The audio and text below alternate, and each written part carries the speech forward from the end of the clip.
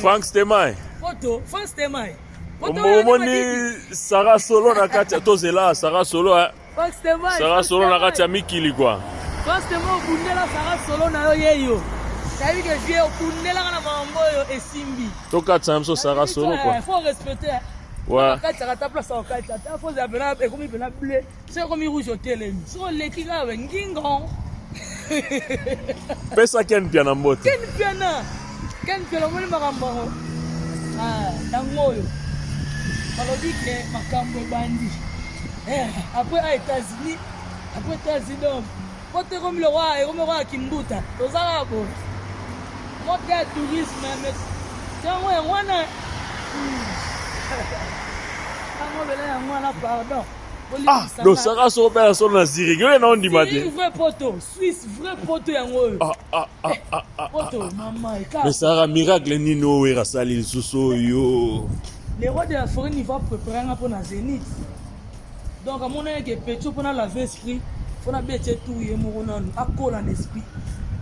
Niveau travailler. Donc confirmé donc Ebsa Vincent tu lui dis que donc il m'a solo déjà.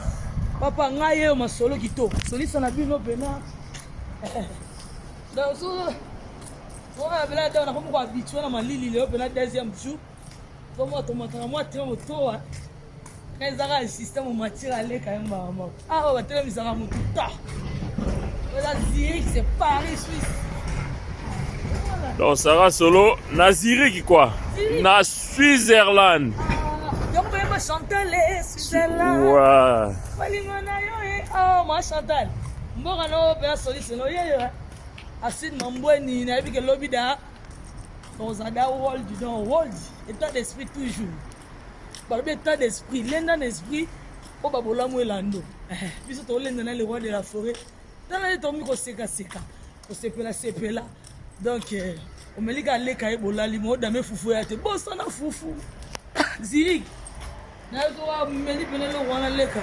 Mama so na koti kana na pesi carte. Basi bo te va gagner. You won Stanky Bangy World, Champs-Élysées, ma supporter Bagang. Yeah! Et Ben Baliban.